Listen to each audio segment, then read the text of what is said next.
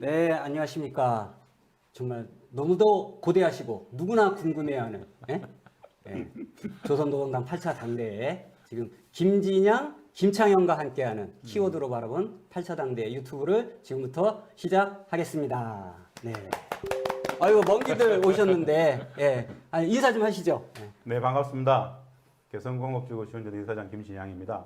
오랫동안 신년사 분석에 왔는데요. 원래는 8차 당대회를 신년사에 가름했기 때문에 지난 7, 8년간의 누적된 이야기들을 같이 하면서 좋은 시간 가졌으면 좋겠습니다. 반갑습니다. 네, 반갑습니다. 인지대학교 통일학부 교수 김창현입니다. 많은 분들이 궁금해하는 이유는 우리 남북 관계, 이 북미 관계가 워낙 한반도에 미친 영향이 커서일 거라고 생각합니다. 아무튼 오늘 좀 함께 토론하는 것이 시작으로 좀 더 우리가 앞으로 어떤 길을 가야 될까에 대한 좀 깊이 좀 고민하는 그런 좀 계기가 되었으면 좋겠습니다. 네, 오늘 토론 재밌게 봐주세요. 예, 오늘 그 진행을 맡은 저는 그 민플러스 편집국장 김장호로 갑니다. 네, 반갑습니다. 지혜의 해법을 나누고 더욱더 깊이 있게 고민들을 나누는 시간입니다. 정답은 없습니다. 하나의 트렌드 경향성들을 찾아가면서 결국 우리가 이 상황 속에서 어떻게 평화를 만들 것인가, 남북의 평화의 관계를 어떻게 회복할 것인가, 거기에 초점을 맞추고자 하는데, 아시다시피 북측은, 조선민주주의공화국 북측은 전 세계에서 유일무이한 독특한 국가체제를 갖고 있죠. 그렇기 때문에 70년, 70년 적대적 분단 체제가 우리들의 상식으로서 주입했던 그런 북이 아니라 실제 하는, 엄존하는 북측 체제의 고유의 메커니즘을 이해하는 과정 속에서 이번에 발표된 8차 당대회 그 시간들을 한번 분석해 보려고 합니다. 2016년 7차 당대회 했을 때의 사진하고 2020년 이번에 8차 당대회 때의 사진까지 이렇게 좀 대별해 봤습니다. 불과 8년 밖에 안 됐는데 상당한 신체적 변화들도 보이죠.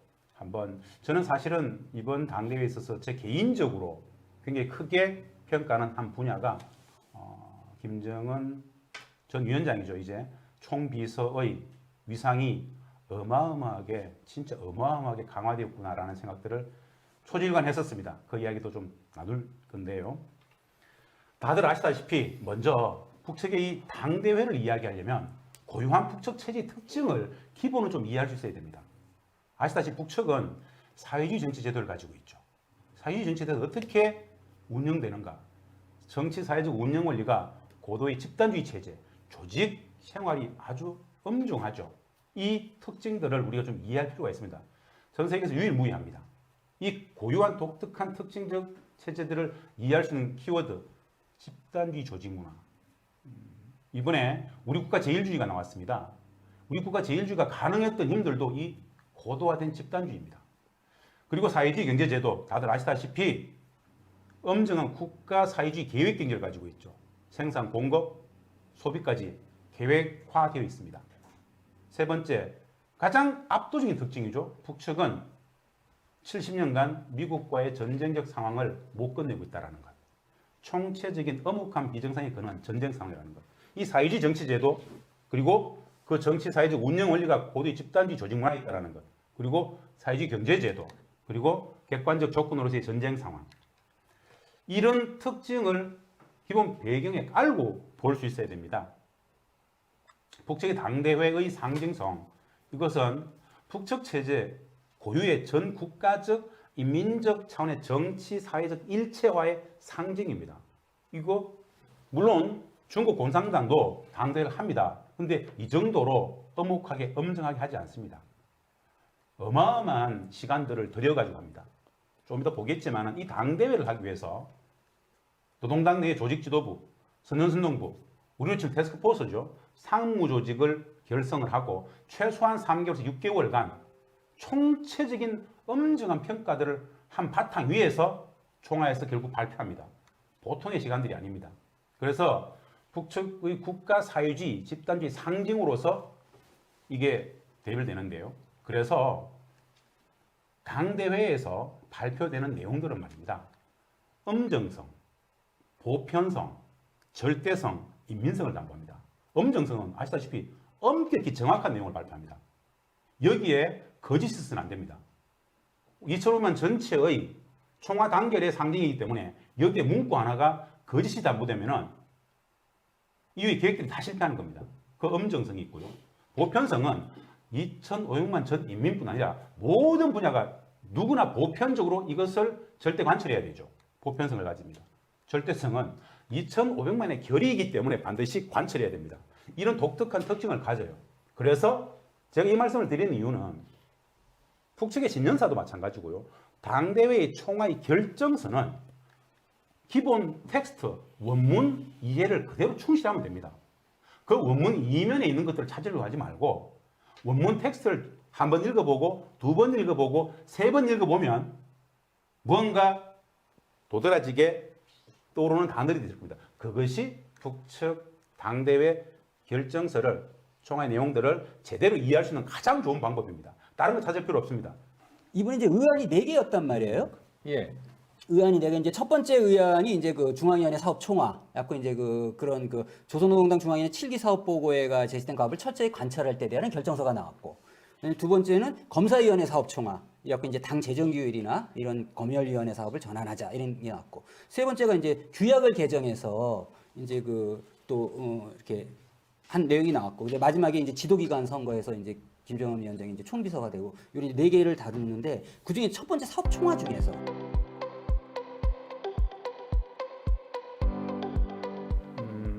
이 사진을 보면서 제가 한번 우리가 곰곰이 생각해 봐야 될 것들 한 가지만 말씀드리고 싶습니다.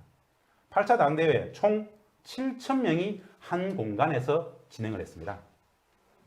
당대회 대표자들 5,000명, 그리고 관객이 2,000명이었죠. 7,000명입니다. 7,000명이 들어갈 수 있는 공간들을 한번 생각해 보십시오. 근데 그들은 다 아시다시피 이번에 마스크 아무도 안 썼습니다. 저것은 뭘까? 이게 우리한테 보여주기 위해서 쇼였을까요? 북측 고도의 집단주의 체제의 상징성으로서 이 당대회를 한번 잘 볼 필요가 있습니다. 이것이 던진 메시지는 상당합니다. 핵심적으로 저는 이게 안 넘어가네요. 넘어갔습니다. 총평 먼저 말씀드립니다. 총평 전체를 다 끝나고 났을 때 제가 들었던 생각, 굉장히 일관되다. 이 일관되는 이야기는 2016년 5월 7차 당대회 이후에 5년의 과정 속에서 중간에 전원회의도 3번 있었죠. 2019년 12월 동양 전원회의도 있었죠. 이 모든 과정들이 일관되게 이어져 오고 있다. 특별히 도드라지게 아주 사건 사고적 측면에서 아주 엄격히 특별하게 제시된 게 별로 없습니다. 개성과 혁신, 예측 가능성이 다 담보되었던 내용들로 좀 봤습니다. 2019년 전원회의 결정서의 연장선에 있다. 원칙적 입장 개선과 혁신의 내용들이 좀 있습니다. 정치사상 사업에서 인민대중제일주의를 이야기했죠. 그리고 국방핵무력 고도화 지속, 이건 기본이었습니다. 그리고 사회주의 건설 경제전략, 정비전략, 보강전략이라고 했죠. 지난 5년을 봤을 때 매우 미진했다고 그랬습니다. 아주 현실적인 전략을 내놨습니다. 제가 보기에 8차 당대회 이후의 사회주의 건설 전략은 무조건 성공할 수밖에 없을 것 같습니다. 정비전략, 보강전략이기 때문에 그렇습니다. 부문 간의 연계와 균형성을 보장하겠다는 거였거든요. 이게 7차 당대회의 목표였는데 미진했다는 것이고 그걸 다시 복구하겠다는 겁니다. 그래서 수준을, 목표 수치를 굉장히 낮췄다는 이야기입니다. 그리고 대미관계 교착은 굉장히 장기화될 것이다. 미국도 나설지 않을 것이고 북측도 미국에 대해서 특별히 이야기하지 않을 것입니다. 근데 남북관계 진전 필요성을 분명히 이야기했습니다. 이건 진전된 입장입니다. 2019년 12월 당 전원회의 결정 당시에는 말입니다. 대남 관계에 대해서 언급이 하나도 없었습니다. 이번에는 대남 관계에 대해서 원칙적 입장 표명하고 해법까지 내놓았습니다. 그래서 남측 당국의 역할을 요구하는 측면이 있습니다. 그리고 도드라지게 봤던 것 두 번째, 이번 8차 당대회 기간 내내 나왔던 것 중에 가장 핵심적인 것은 저는 국가의 정치 사상적 수준이 굉장히 고도화되었구나. 그리고 국제적 위상 변화까지 조선노동당 당위원장을 총비서로 추대하는 과정을 보면서 확신을 가졌는데요. 북측이 어마어마하게 정치 사상적으로 전인민족 1심 단결의 수준이 이전보다 매우 고도화되었다라고 봅니다. 이것이 우리 국가 제일주의로 나타나고 있다고 보는 건데요.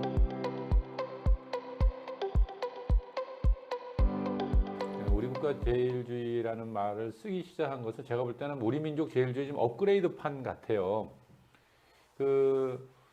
아마도 이 제7차 이제 당대회 이후에 2017년도 11월 29일 날 이제 핵무력 완성을 하고 그리고 이제 미국에서 사실 그 이전까지 단 한 번도 이 북을 국가로 인정하거나 늘 뭐 테러 지원 국가다, 테러 집단이라는 둥, 또 인권 유린 국가라는 둥, 불량 국가, 깡패 국가 하면서 국가와 국가로 인정하고 만나주지도 않았어요. 정상회담 자체가 불가능했잖아요. 그런데 상당히 이제 그 당대에서 우리 이제 우리 국가 제일주의 시대를 쓰기 시작하는 걸 보면은 그런 몇 가지 사례가 있지 않습니까? 이제 뭐 인민무력부에서 국방부로 이제 국가 개념을 쓰기 시작을 하고 또 조선인민군 창설을 그 옛날 그 32년도에 인민유격 때 빨치산이 시작했던 4월 25일을 원래 조선인민 창건일을 잡다가 이걸 2월 8일로 다시 이건 정규군으로 이제 창건한 날로 바꾼단 말이죠. 이런 것들 또 조선인민 총사령관이라고 부르다가 이제 조선인민공화국 무력의 최고사령관이다 이런 표현을 쓰면서 국가라는 개념이 사실 이제 가장 이제 전면에 등장하는 것 같아요. 그러니까 키워드는 이제 자존과 번영이라고 하는데 기본 동력이 핵무력 완성과 자력갱생에 있지 않겠는가 저는 봅니다. 국가 존엄과 지위를 높이기 위한 결사적 투쟁의 결과로 탄생한 자존과 번영의 셋이다라고 합니다. 북측은 현재 자신들의 국가적 위상을 엄청나게 높이 봅니다. 그 이전과는 다르다고 봅니다. 소위 말하는 2017년 미국과의 엄청난 전쟁적 위기 속에서 그걸 정면 돌파했고 이제는 미국이 자신들을 함부로 할 수 없는 국가의 지위 자체가 이미 그 이전과는 차원이 다른 수준에 와 있다고 봅니다. 그것을 가능하게 했던 힘들이 소위 말하는 김일성, 김정일주의, 사상의 주체라든가 정치의 자주, 경제 자립, 국방의 자위 이게 그들의 표현대로 조선의 신념입니다. 굉장히 우리가 이해할 수 없는 한 범주인데요. 당 정권이 일체화된 과정 속에서 고도의 집단주의가 발현되고 인민대중 제일주의로 나아가면서 사상당 결과 애국심의 수준이 어느 시기보다 굉장히 고양되어 있다라는 이야기의 표현입니다. 그것이 바로 우리 국가 제일주의인데 이것이 전략적 목표로 나타나는 게 바로 사회주의 강국을 건설하겠다는 것이죠. 북측 내부적으로 굉장히 고양되어 있는 자신감들을 이렇게 표현했다라고 저는 봅니다. 왜냐? 90대 중반 고난의 행군 이후에 국가의 일추된 권위들을 세웠다는 이야기입니다. 그 두 가지 틀이 미국과의 정면 돌파를 주공전선으로 봤었고요. 내부적으로는 정치 사상적 일신 단계를 강화했고 그것은 인민대중 제일주의를 정치 풍토, 당풍, 국풍으로 만들었기 때문에 가능했다고 봅니다. 우리가 봤을 때 우리 국가 제일주의를 그러면은 물리적인 조건, 경제적 측면을 많이 보려고 할 겁니다. 북측은 국가 제일주의의 기본 원천을 물리적 조건에서 보지 않습니다. 얼마나 수령, 당, 인민이 고도화된 일신 단계의 수준을 체현하느냐 그것으로서 국가의 수준을 본다라는 것이죠. 독특한 측면이지만 그렇다라는 겁니다.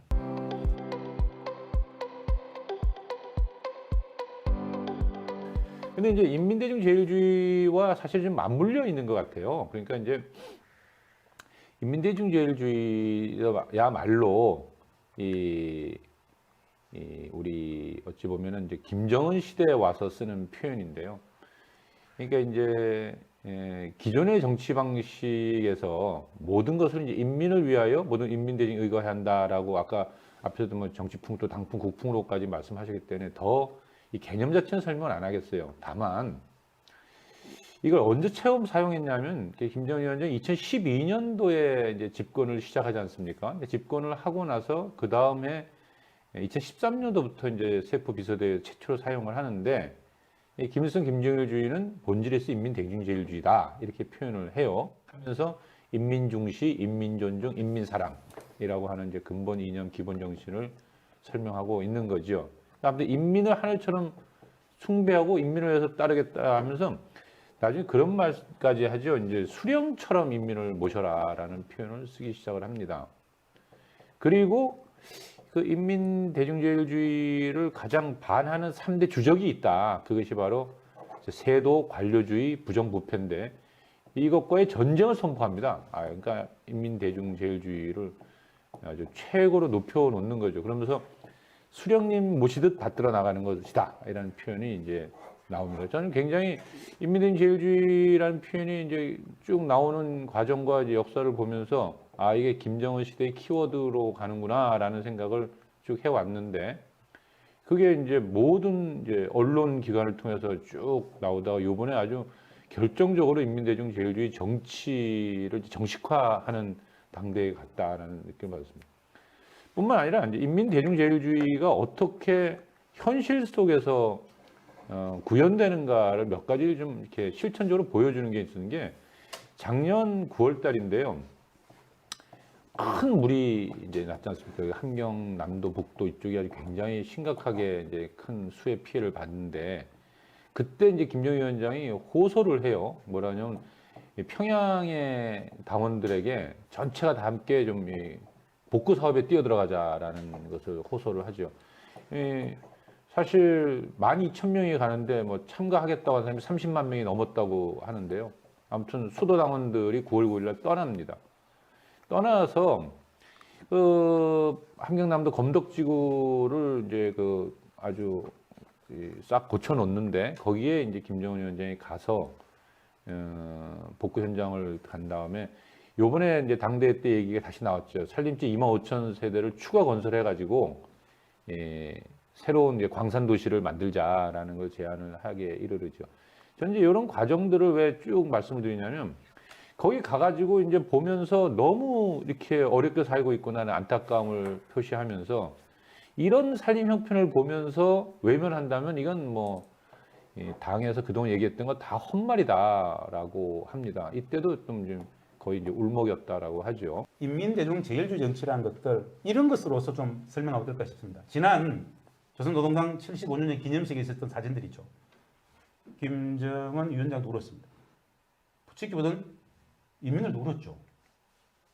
함께 울었어요. 군인도 울고 주민들 다 울었습니다. 많은 그 75주년 기념식 열병에 있었던 많은 사람들이 그리고 이것을 시청하고 있었던 북측 인민들 대부분 울었다 그럽니다. 2,500만이 함께 울었다 그래요. 이것을 어떻게 설명할 수 있을 것인가? 그런 적이 별로 없어요.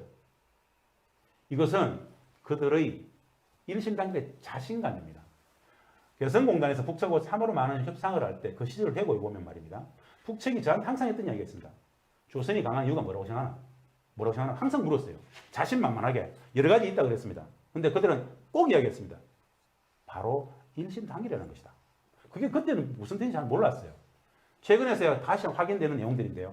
이게 간단치 않은 북측 체제의 고도의 단결심이 이런 정치사상 기제들 속에서 발현되는구나라는 정도로 이해했습니다.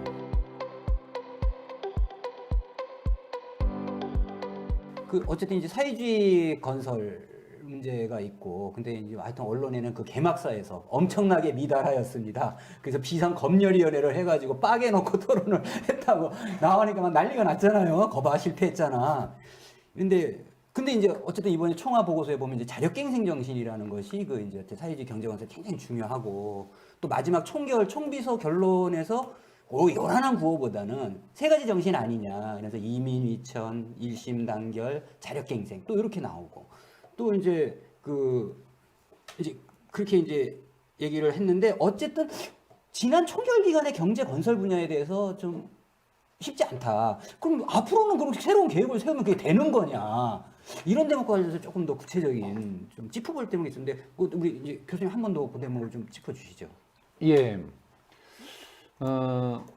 사실 자력갱생에서 이제 엄청 많이 미진하였다라고 얘기하고 있지만 또 한편으로는 성과로 얘기하고 있는 자립적 민족 경제와 사회주의를 고수했다라고 하는 점에서는 또 성과로 얘기를 하고 있어요. 그러니까 이건 이제 무슨 말이냐면 이 자립경제의 기틀을 만들었다는 게 자립경제, 그러니까 자립적 민족 경제는 북의 아주 오래된 사실상의 노선이었습니다. 이게 그러니까 최근에 제재 때문에 나타난 것이 아니고 북이 처음 해방하고 나서 건국 이후에 당시에 그 사회주의권 경제협력기인 코메콘에도 가입하지 않았지 않습니까? 그렇죠. 코메콘에 들어가지 않았고 그야말로 이제 경제적 자립이 정치적 자주의 기초다라는 인식 속에서 뿌리내리고 있는 이제 전통이고 거기에서 이제 이 자체 튼튼한 원료기지, 이제 국산화 이런 것들이 이제 북의 아주 중요한 그 경제 원리였죠. 근데 이것이 사실 이제 경제 제재가 심해지면서 또 불가피한 측면도 이제 결합이 되는 것이죠. 그러니까 더 이상 해외에서부터 자본이 투자되고 기술이 들어올 수 없고 원료가 들어올 수 없는 이제 조건이 갈수록 커져 가니까 여기에 맞춰서 이제 이 자립적 민족경제, 자력갱생이 이제 하면 국가 전략으로까지 가고 또 국산화 정책을 강조하기 시작하는데 김정은 시대 들어와서는 국산화 정책을 아주 구체적으로 제출하기 시작을 합니다. 한마디로 이제 수입병을 없애고 원료, 자재, 설비 국산화를 실현하자 아주 구체적으로 하나하나 제출을 하거든요. 특히나 이제 이번에 금속공업과 화학공업을 주요 이제 고리로 잡자라고 하는 데 있어서 화학에 있어서 좀 미진하다라고 하는 이유에 가장 중심축이 되는데 이게 이제 촉매를 국산화시키고 또 원료를 자주 국산화시킨다는 개념에서 화학이 참 어려운 문제가 많았던 것이죠. 사실 다른 분야보다도. 답답하네. 이거 사다 쓰면 될 텐데 그게 안 되는 거야. 못 사다 못 사오게 하니까. 그런데 저는 이 여지에서 굉장히 중요한 걸 발견을 했어요. 그러니까 국가경제발전 5개년 전략을 평가하는 데서 상당히 미진하다 하면서 심중하게 총괄을 하는데요. 그 중에서도 보면 객관적 요인은 뭐 우리가 삼중고 하지 않습니까? 제재가 있고 또 자연재해가 있었고 코로나19라고 하는 이제 방역 문제가 있었는데요. 그 객관적 요인에 대해서는 간략하게 언급하지만 더 중요한 거는 뭘 얘기하냐면 이 주체 총괄을 해야 된다를 얘기하고 있지 않습니까? 한마디로 전략 수립에 있어서 근거가 부족했다. 한마디로 주관주의했다. 한마디로 수치를 만들고 계획을 세울 때 기분 좋게 막 세워서는 안 된다라는 거예요. 이 내용이 김정은 위원장이 특히 친현실성 단어를 쓰는데 그런 거 되게 싫어하는 것 같아요. 그러니까 5개년 7차 당대 5개년 얘기 조금 좀 너무 높게 잡았다 이런 게 들어가 있는 거죠 이번 평가할 때? 그렇죠. 예. 그 대목 7차 말씀하시는 5개년의 전략이었는데 너무 높게 잡았다. 예, 높게 잡았다. 그러니까 주관주의 있었다는 거예요. 있었다는 거고 또 보면 이제 과학 기술은 이 경제 발전을 견인하는데 이제 잘 결합 못 시켰다는 거 하는 건데요. 제가 보니까 북이 사실 엄청난 그 무력 그러니까 국방 공업이 발달돼 있단 말이죠. 국방 공업이라고 하는 것은 뭐 아시다시피 우주 항공 산업으로 발전할 수 있는 엄청난 기술력이 있어요. 근데 그런 것이 어떻게 이제 이 민수로 잘 안 돌아가는 예, 경제와 결합시켜내지 못하고 그리고 이제 불합리한 경제 사업 체계가 여전히 존재하고 있고 거기다가 이제 이 간부들의 무능력, 무책임, 막 그랬던 사상 아주 신랄하게 비판합니다.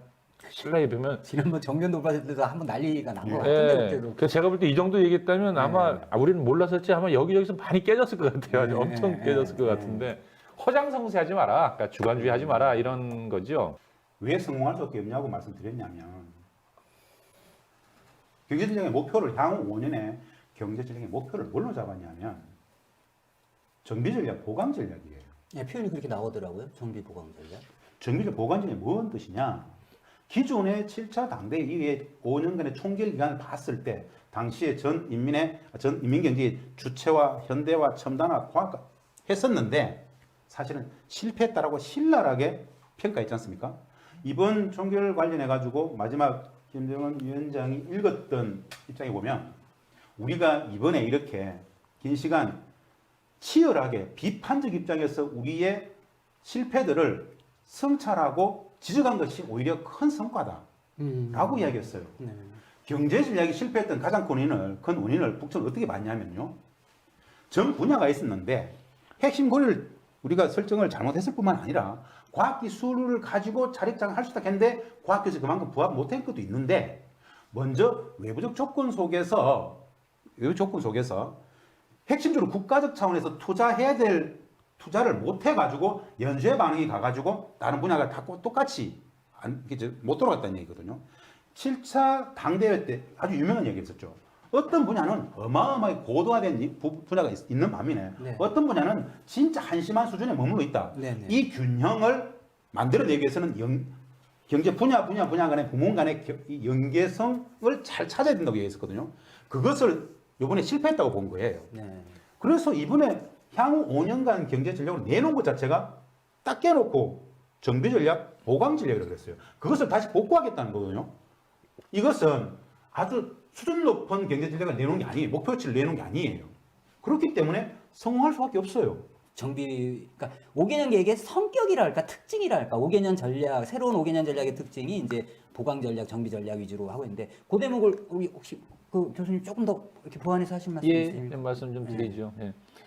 아무튼 뭐 5개년 계획은 이제 이 국가적인 자력갱생, 이제 계획적인 자력갱생, 과학적인 자력갱생으로 이제 한마디로 자력갱생, 그다음 자급자족까지 이제 얘기를 하고 이제 기본 종자다 이렇게 표현을 하고 있는데요. 제가 볼 때는 이 자력갱생하면 우리가 보통 진짜 막 너무 힘들어가지고 죽지 못하는 걸 자력갱생처럼 생각하잖아요. 완전히 이거 버티기 좀버 그렇죠, 좀. 그런데 이걸 국가적으로 그리고 계획적으로 과학적으로 하겠다라고 한다면 이거 자체가 이제 완전히 국가 전략으로 이제 완성돼 가겠다는 거, 완전히 자급자족 해보겠다는 거거든요. 아주 굉장히 그러니까 뭐냐면 제재를 상수로 보겠다. 하면 길게 싸우겠다라는 것 같아요. 제재 상수고 해외 투자 없다. 우리가 간다 이제 이런 것식으로 보고요. 꼭 이 부분을 좀 우리가 강조하고 싶은 건데요. 방금 김상현 교수님께서 사회주의 상업 문제에 대해서 북측이 도드라지게 정리를 해놨습니다. 어느 해 어떤 신년사에도 어느 해 그 당대에도 이런 표현을 하지 않았는데 사회주의 상업에 대해서 굉장히 그 강조를 했어요. 이게 뭐냐면은 제가 쭉 읽으면서 느꼈던 게 사실은 국가사회주의 계획경기를 얘기하지만 자본주의 시장경제 질서 관점의 어떤 논리들이 일정 부분 가동이 되었습니다. 국가가 담보를 못했기 때문에 그게 뭐였냐면요.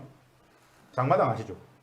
네. 장마당 기본 원리는 시장경제적 기능이 있어요. 물론 국가가 엄청나게 관장하고 국가 계획경기 틀 속에서 움직였습니다만은 근데 이번에 제가 이 사회주의 상업을 쭉 이야기하는 거 보고 딱 들었던 생각이 뭐였냐면 결론은 이겁니다. 황금벌이라고 지금 북측에서 엄청나게 각광받고 있는 네네. 사회주의 상업의 국가 사회주의 상업의 모델이 하나 있어요. 네. 우리를 치면 거의 뭐 편의점이에요. 네. 이걸 CU. 전 국적으로 확산시키고 있단 말입니다. 이거 왜 하겠습니까? 장마당 기능을 흡수하겠다는. 흡수하겠다는 거죠. 네. 무슨 뜻이냐면요. 예전 같으면은 장마당 그냥 문 닫으면 돼요. 권력을 가지고 권위를 억압을 하지 않겠다는 겁니다.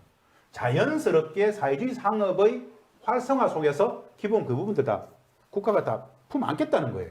사회주의 사업의 우월성이 발양이 되면 그렇죠. 그런 요소가 흡수가 된다. 이런 예를 들어서 거죠. 국가가 네. 정책을 펼칠 때 네. 금지해버리면 되거든. 네. 그렇게 하지 않겠다는 겁니다. 네. 놔두면서 네. 사회주의 상업을 발전시키다 보면은 자연스럽게 인민들은 그쪽에 오게 돼 있다는 것이죠. 네, 네, 네. 이것은 어떤 측면에서 본다라면은 국가 경제가 일정 부분 돌아간다는 이야기예요. 그렇죠. 예전에 안 돌아갔기 때문에 어쩔 수 없이 장마당 소위 말하는 그것을 활용할 수밖에 없었지 않습니까? 네, 네. 그런 측면에서 사회주의 상업에 기대를 좀 많이 걸고 있다는 것. 보수 언론에서 북측 김정은 위원장 뭐 경제정책 실패 자인 뭐 이렇게 썼다고 지금 이야기한단 말입니다. 오보죠. 오보입니다. 프레임 그게 가두기예요. 5분가요? 오보죠. 아, 5분가요? 오보입니다. 왜 오보인가? 네. 북측은 경제적 실패를 이야기하지 않았습니다. 실패라는 말은 어디에도 없어요. 네. 그냥 우리 언론들이 프레임 가지고 낙인 찍기로 그냥 제목을 그렇게 달았어요. 김정은 경제 실패 자인. 이건 오보입니다. 이렇게 표현했어요.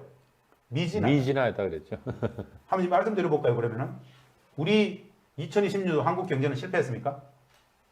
마이너스 성장이에요. 2020년 1월 시작했을 때 우리 2% 3% 전망했단 말입니다. 마이너스잖아요. OECD 국가 중에서 가장 큰 성장이 마이너스예요. 전 세계 모든 나라 다 실패했어요, 그러면. 그걸 실패라고 이야기하지 않아요. 북측은 실패라고 말하지 않아요. 이 접근 자체가 굉장히 일방적이에요. 어떤 거냐. 북측은 경제정책의 성패를 수치, 이런 소위 말하는 우리 자본적 가치의 수치, 통계 중심으로 보지 않습니다. 이번에 총화에도 나옵니다. 그 엄혹한 과정 속에서 엄청난 제재, 보건 방역의 위기, 수혜 재해 상황 속에서 평시였으면은 진짜 수십 배의 성과를 낼 수 있는 토대들을 만들었다라고 자평하고 있어요. 오히려 다르게 얘기해보죠. 경제 지표에서는 일정 부분 미달했지만은 전체적으로는 자립자강의 경제를 만들기 위한 성과들을 오히려 더 크게 높이 평가한단 말입니다. 근데 우리는 고설론들은 보고 싶은 건 보죠. 그러면서 그냥 경제 실패에 자인했다고 표현한 것은 엄격하게 이거는 오보입니다. 왜곡이에요.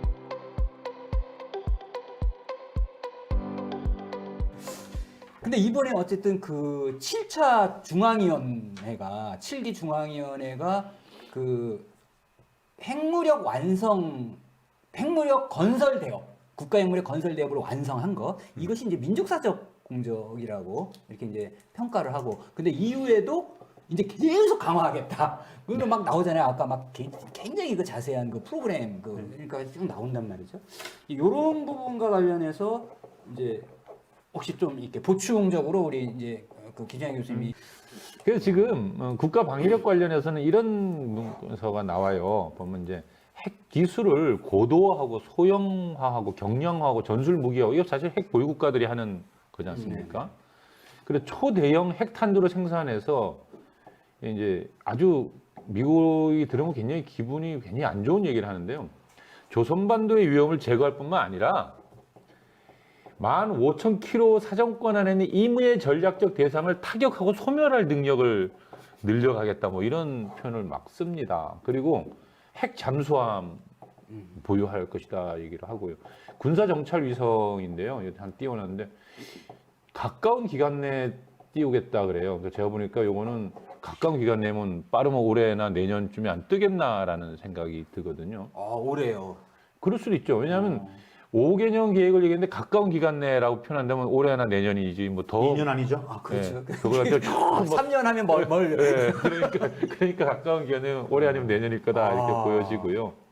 그리고 제가 독특하게 봤던 게 있습니다. 핵 전쟁 억제력과 자유적 국방의 강화 강조. 이건 뭐 늘 똑같은 것 같죠? 근데 조금 다릅니다. 뭐가 다르냐? 이번에 당대회의 총화의 내용에 보면은 무기 현대화와 새로운 무기를 적극적으로 공개하고 있습니다. 설계 중이거나 생산 중이거나 내지는 비준을 받아가지고 생산 들어가 있는 내용들을 하나하나 아주 너무너무 자세하게 노출시켰습니다. 굉장히 놀랐습니다. 왜냐? 북측은 미국과의 전쟁적 상황이 안 끝난 상황 속에서 그들의 무기 체계를 결코 내놓지 않습니다. 자기들의 전략을 내놓지 않습니다. 왜? 그것 자체가 전력 손실이라고 봅니다. 늘 전쟁적 상황을 염두에 두고 있기 때문에. 그런데 이번에 스스로 굉장히 자랑하듯이 많은 이야기를 했어요. 이것은 북미 관계, 소위 말하는 조미 관계의 근본 역관계의 변화를 자신만만하게 북측은 이야기한 겁니다. 즉 미국은 더 이상 우리를 어떻게 할 수 없다. 늘 했던 이야기지만 좀 더 과감하게 우리 이거 다 가지고 있다라고 이야기하게 됐죠. 그리고 가지게 될 것이다. 이건 뭐냐? 평가입니다. 이 내용들은 고도화된 첨단 핵무력 보유 국가로서 국제사회에서 이제는 핵무력 보유 군사 강대국의 위상을 확고히 함과 더불어 대미 관계에 있어서 평화협상은 있을 수 있겠지만 핵협상은 결코 없다라는 이야기입니다. 이미 상황과 지위가 너무 변했다는 이야기입니다. 앞으로 우리가 뭐 핵 문제를 꺼내는 순간 북측은 그들도 보지도 않을 겁니다. 비핵화 협상 말도 못 꺼내갈 겁니다. 필요 없다고 얘기할 겁니다. 혹자는 이런 걸 질문하더라고요. 괜히 궁금해하면서 질문하는데 아니 북은 끊임없이 이렇게 많이 만들어내면서 왜 남에서 하는 그 첨단 무기 도입하는 것에 대해서는 이렇게 비난하느냐라는 질문들이 좀 있어요. 저 그런 얘기 많이 들었어요. 네, 많이 하잖아요. 네. 바로 답변해야죠. 좀 명확하게 정리합시다. 네. 아주 확실하게 정리합시다. 네, 아직 불안하신가 봐. 제가 겁이 국장이 난다, 그게 겁이 편집국장인데 대답을 좀 뭐냐면 불안하신 모양이에요. 저도 들었어요. 아니 남측의 한미나 군사훈련에서 그렇게 떠들면서 말이야 자기들은 다 뭐 뻔뻔하게 막 로버스트하게 막 이렇게 막 15축이니 뭐니 뭐 이번에 뭐 발표한 엄청 나더라 이렇게 얘기하죠. 다들 바보 같아요. 진짜 바보 같아요. 왜 바보인가? 땀이 나네. 왜 그랬을까요? 왜라고 물어봐야 될 거 아니야, 북측이. 북측 왜 저러지? 자, 우리가 4.27 판문점선은 일주일 전에 북측에서 7기 5차 노동당 전원회의가 있었습니다. 판문점선은 딱 일주일 전에 전원회의를 했어요. 그렇죠. 그 전원회의에서 무엇을 결정했느냐? 어마어마한 결정을 합니다. 기존에 당대회에서 핵무력과 인민경제 병진 전략을 이야기했는데 이 4.27 판문점선언 딱 일주일 전에 전원회의를 딱 열어가지고 긴급 열었습니다. 그래서 무엇을 결정했느냐? 병진 전략을 사실상 폐기하죠. 기억이 생생하네요. 인민경제 총집중 전략 하겠다 그러죠. 그러면서 핵 우리 동결한다. 개발 비상하지 않는다. 네. 선제공격 하지 않겠다. 네. 많은 것을 동결했어요. 비핵화 즉 무기 이거 기술 비확산하겠다. 확산시키지 않겠다. 어마어마한 이야기였죠. 이거 엄청난 양보였어요. 핵 보유 국가들이 하는 그러니까 말이죠. 사실 북으로서는 엄청난 그때 그 양보였어요. 결정을 무슨 하지 뜻이냐? 않고 지금 결정한 걸 계속 자, 할 수도 있었잖아요. 미국이 사실은. 그 20년간 북측에게 계속 요구했던 게 뭐였냐? 기술 비확산이었어요. 너희들 비확산만 하면 종전선언 평화협정도 체결할 수 있다고 했던 게 2003년 4년 6자회담 당시에 주 테마였어요. 북측이 비확산만 한다면 니들이 갖고 있는 거 인정해줄게. 더 이상 이걸 다른 나라 주지 마라. 요것만 해도 우리 종전평화협정 할 수 있다고 관계 정상 할 수 있다고까지 했는데 그 사기 4.27 판문점선언 일주일 전에 그들은 4월 20일 날 전원회의 열어가지고 동결하고 더 이상 개발하지 않을 것이며 더 쓰지도 않을 것이며 선제 사용하지 않을 것이며 비확산하겠다. 기술도 안 주겠다. 딱 선언하고 판문점 나왔지 않습니까? 그래서 판문점 선언에서 종전평화협정 받고 비핵화를 약속했던 거예요. 자, 그때부터 북측은 동결했잖아요. 북부 핵심장 폐기했죠. 그리고 북측이 미국이 6.12 싱가포르 합의 갔어요. 미국은 북의 안전 보장하고 북측 한마디 비핵화 약속했어요. 합의 지키자. 그래서 풍계리 하고 실천 들어가죠. 비핵화 실천이 들어간단 말입니다. 그랬는데 미국이 종전평화협정 실천하지 않죠. 그래서 위기가 왔어요. 그래서 9.19 평양선언 때 북측은 더 대담한 양보를 했죠. 우리 문재인 대통령께서 그게 트럼프 대통령은 그래도 좀 관심이 있는데 네오컨들이 워낙 반대가 심하니까 종전평화협정 못하니까 김 위원장이 좀 더 대담한 이 양보를 해라 해서 나온 게 뭡니까? 영변 연구안전 폐기할 수 있다. 동창리 ICBM 엔진 시험장 연구안전 폐기할 수 있다라고 합의문을 썼잖아요. 여기 썰은 거잖아요. 완전 썰었어요. 썰은 거죠. 그런데 그 다음 해 228 하노이 회담에서 미국은 아무것도 안 내놨죠. 북측이 원했던 건 아무도 없잖아요. 종전평화협정 아니라 적대행위를 해소할 수 있는 아무것도 안 내놨어요. 결국 파국으로 갔죠. 북측이 지금 우리 언론들이 아니 이렇게 막 뻔뻔하게 막 하고 있잖아. 이 모든 게 언제부터 이루어졌습니까? 자, 북측은 그 228 하노이 회담이 딱 깨졌을 때 연말까지는 기다리겠다고 그랬어요. 연말까지는 기다리겠다. 2019년 12월까지 기다렸다가 아무 소식이 없으니까는 정면 돌파하겠다는.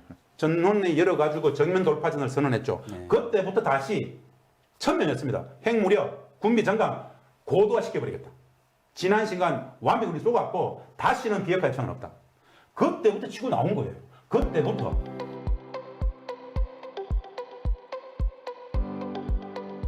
대남강경 말씀드려보겠습니다. 이미 예측했던 내용들입니다. 조국의 자주적 통일과 대외관계 발전을 위하여 상황의 엄중성 이야기했죠. 백척가도에 서 있다. 어떻게 하냐에 따라서 폐원을 갈 수도 있고 완전히 파탄 날 수도 있다. 이야기를 하면서 관계의 수준은 판문점선언 이전으로 들어가 있다. 원점으로 가 있다는 이야기죠. 4.27과 9.19는 끝났다는 이야기입니다. 그 이전에 가 있다는 이야기입니다. 이거 관계 회복을 해야 된다고 이야기합니다.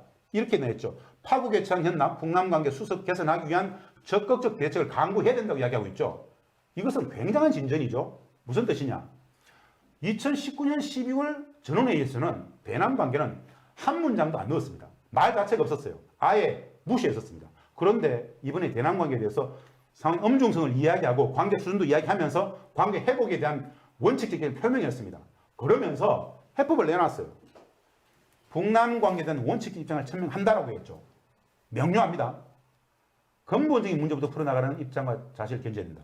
근본 문제. 뭐죠? 적대 청산이죠. 전쟁상 종식하지 않는 거 아니겠습니까? 평화적 관계를 만들자. 정치 군사적 득기를 해소하자는 것이죠. 그리고 상대방에 대한 적대 정책, 적대 일체 중재해야 된다는 것. 훈련하지 말자는 얘기죠. 마지막으로 북남 선언들 무겁게 인식하고 성실히 이행하자. 저는 4.27 9.19의 근본 문제들, 종전선언 문제, 적대 대북 적대 군사행위 서로 상호 군사적 적대행위 하지 않기로 했던 이것을 지키면 저는 분명히 관계 회복 가능하다고 봅니다. 이것을 잡아야 됩니다. 이미 해법이 나와 있다는 것이죠.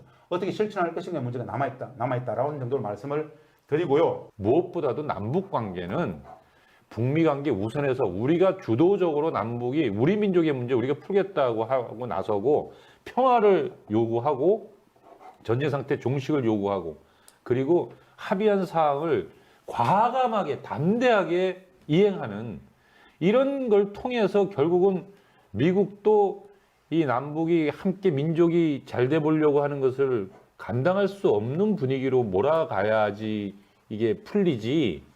지금과 같이 미국이 우선 결심을 하고 미국과 북이 잘 될 수 있도록 촉진해주고 중재를 하겠다라는 자세로는 지금 요번에 나와 있는 그 8차 당대 내용들을 쭉 살펴봤을 때 올해 한 발자국도 못 나가겠구나라고 하는 생각이 듭니다. 그래서 한편으로는 굉장히 절망적이다고 다들 얘기하지만 또 한편으로 보면 우리에게 여전히 해야 할 수 있는 기회가 있다라는 거거든요. 우리가 그러니까 하려고 들면 어떻게든 간에 방법을 찾고 안 하려 들면 구실을 찾지 않습니까?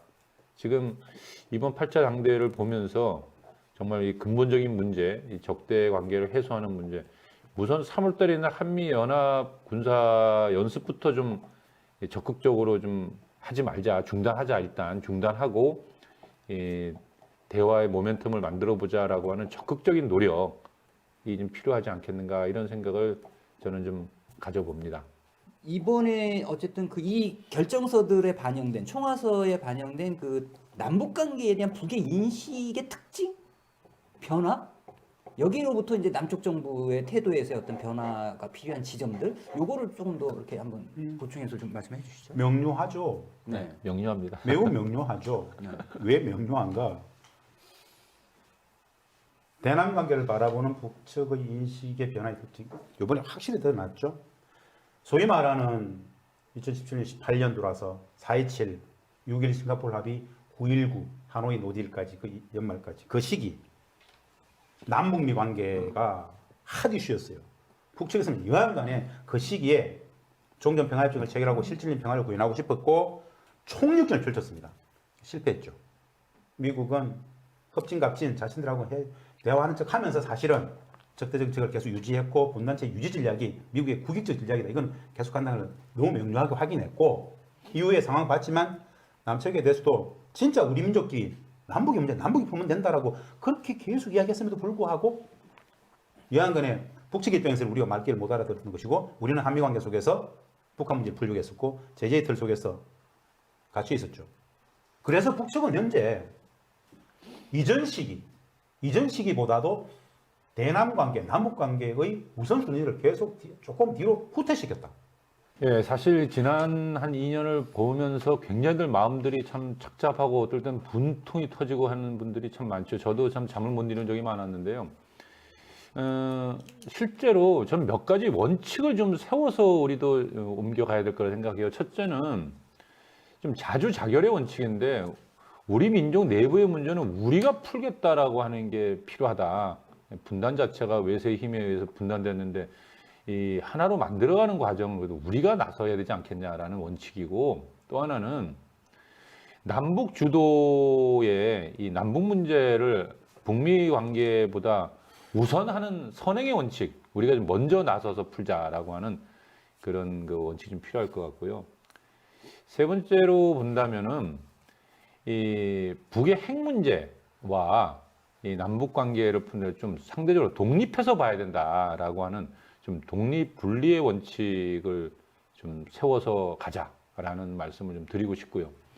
지금 우리가 전체적으로 뭘 해야 되느냐라는 얘기를 참 많이들 하시던데 무엇보다도 아무튼 그 한반도 안에서 전쟁 연습이 시작되는 것들에 대한 적극적으로 좀 반대하는 운동과 함께 합의사항을 이행하자라고 하는 것을 그 어느 때보다도 좀 적극적으로 목소리를 내주는 전체 이 국민들의 이 발언 그리고 이런 그 지지하는 행동이 우리 전체를 움직이는 가장 큰 힘이 아니겠는가 저는 생각을 합니다. 그래서 여러 가지 이 코로나 방역 문제도 있고 정치적 쟁점들이 많지만 아주 근본적으로 우리 한반도의 평화와 통일을 가져오는 이 문제에 많은 분들의 좀 손에 손을 잡고 함께 좀 나아갔으면 좋겠다라는 말씀을 드립니다. 다음 기회에 또 뵙도록 하겠습니다.